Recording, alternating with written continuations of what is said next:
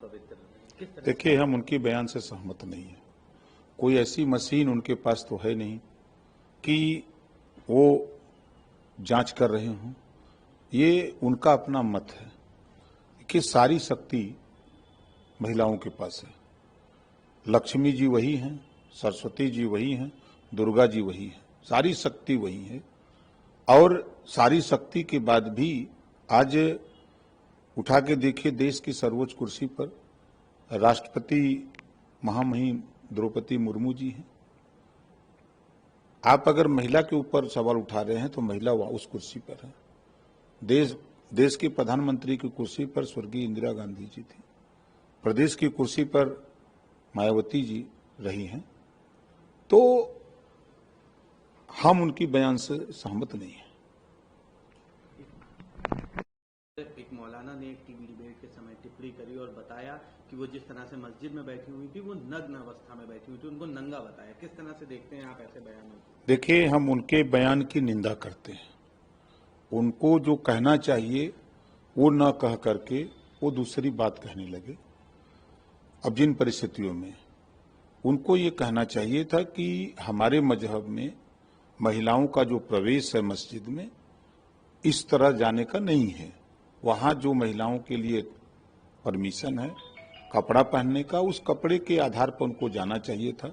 लेकिन उनका अपना जो कहने का तरीका है उसकी हम निंदा करते हैं।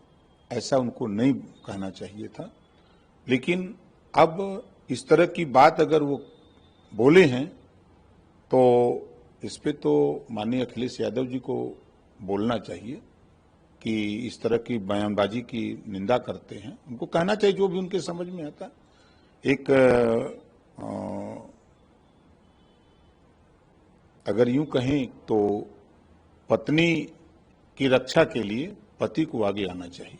तो क्या वजह लगती है जो अब तक वो इस पर कोई बयान नहीं? बयान न देना, मुसलमानों के वोट में बिखराव का होना, ऐसा भय डर लगता है। अब सोचिए कि बड़ी ताज्जुब की बात है कि पत्नी के साथ इस तरह की टिप्पणी हो और पति न बोले, तो कितना दुर्भाग्यपूर्ण है। हालांकि डिम्पल यादव जी ने इस पर एनडीए पर निशाना साधा, भारतीय जनता पार्टी और उनके तमाम जो जुड़े हुए दल हैं, यानी आप भी। उन्होंने कहा कि ये लोग मणिपुर में जिस तरह से महिलाओं को नग्न अवस्था में घुमाया गया तब बात नहीं करी और आज मेरे लिए धरना प्रदर्शन कर। भाई, आज ये भारतीय जनता पार्टी ने तो किया नहीं, एनडीए सरकार का तो कोई किया नहीं। वो बयान तो मौलाना का है जिसके ठेकेदार समाजवादी पार्टी के लोग हैं। तो समाजवादी पार्टी के लोगों को ऐसे मौलाना से पूछना चाहिए ना कि तुम हमारे साथ हो, हमारे खिलाफ ऐसी टिप्पणी क्यों कर रहे हो। उसके जो बयान है मौलाना के, हम उस बयान की निंदा करते हैं। ऐसा बयान नहीं देना चाहिए। बयान देना चाहिए तो सूझबूझ के साथ कि हमारे भाई मजहब में महिलाओं का प्रवेश जो मस्जिद में है वो बोरका पहन करके या कपड़े में जिस तरह की व्यवस्था है उनके बाइलाज में है, जो उनकी व्यवस्था में है, उस बात की चर्चा उनको ये कहना चाहिए था। उनके शब्द जो उन्होंने बयान दिया है वो गलत बयान है। हालांकि मौलाना ने भी स्पष्टीकरण दिया, उसने कहा कि नंगा कह देना कोई बहुत आपत्तिजनक बात नहीं। अब उनके धर्म में उनकी भाषा में कोई आपत्ति नहीं, लेकिन हम लोगों की भाषा में वो आपत्ति है, देश की भाषा में आपत्ति है, संविधान की भाषा में आपत्ति है। उनके यहाँ कौन सा संविधान है कि जिसमें लिखा है कि नंगा कहना आपत्ति नहीं है। अगर उन्हीं के परिवार के साथ कोई इस तरह की भाषा बोल दे तो उस मौलाना को कैसा लगेगा। तो खुद पहले अपने सोचना चाहिए कि एक जनता से चुनी हुई प्रतिनिधि हैं, सांसद हैं, और उनके खिलाफ इस तरह की बयानबाजी कर रहे हैं। एक और बड़ा अहम सवाल, ऑपरेशन सिंदूर हुआ लेकिन जिन आतंकियों ने हमला किया उन पर अभी तक कोई कार्रवाई नहीं। बीजेपी ने सरकार ने ऑपरेशन महादेव चलाया और 3 आतंकियों को मार गिराया। सोर्सेस से पता चल रहा है कि ये वही आतंकी थे। तो एक बड़ी उपलब्धि की तरह इसे देखा जा रहा है। कैसे देखते हैं आप, क्या कहेंगे? देखिए, सरकार अपना काम कर रही है। विपक्ष हमेशा ये मन बना लिया कि हमारा काम ही विरोध करना है। हम तो यूपी भी देखते हैं, दिल्ली के भी समाचार देखते रहते, सुनते रहते हैं। जब बैठक होती है कार्यमंत्रणा की कि सदन के अंदर क्या क्या किन किन बिंदुओं पर चर्चा होगी, तो वहां तो सहमति बन जाती है।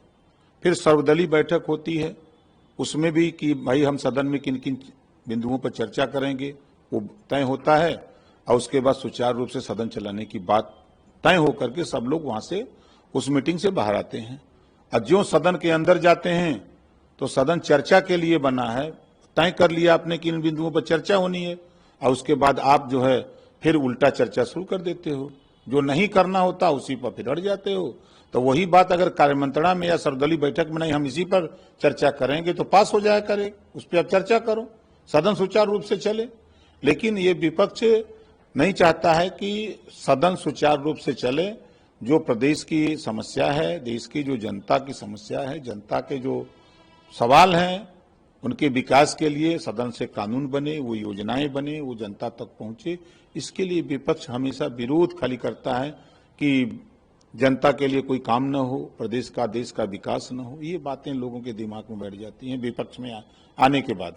एक आखिरी सवाल रहेगा, बिहार जो एसआईआर है उसमें 36 लाख मतदाता नहीं मिले हैं, 7 लाख कोई पंजीकरण नहीं हुआ है।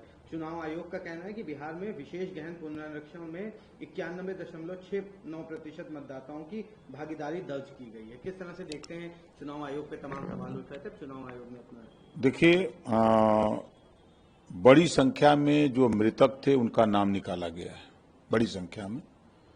ये विपक्ष को नहीं पच रहा है। अब जिसकी डेथ हो गई, मृत्यु हो गई, वो तो वोट देने आएगा नहीं। तो ऐसे जगह नए नाम जो 18 साल की उम्र पार कर लिए हैं, ऐसे लोगों का नाम दर्ज हुआ है। और जो लोग बिहार को छोड़ करके दिल्ली, बॉम्बे, कलकत्ता, मद्रास, दूसरे प्रदेशों में चले गए हैं, वहां जाके अपना मतदाता सूची में नाम दर्ज करा लिया है। तो संविधान के दायरे में जो बाबा साहब डॉक्टर अम्बेडकर जी ने संविधान में लिखा है, उसमें मतदाता सूची में एक ही जगह नाम होगी। तो ऐसे लोगों का नाम जब चुनाव आयोग निकालना शुरू किया है तो ये बात विपक्ष के लोगों को बुरा लग रहा है कि अब हम बूथ कैप्चरिंग करके किसका वोट डालेंगे, फर्जी मतदान कैसे करेंगे। इसलिए लोग चिंतित हैं और किसी बात की चिंता नहीं है।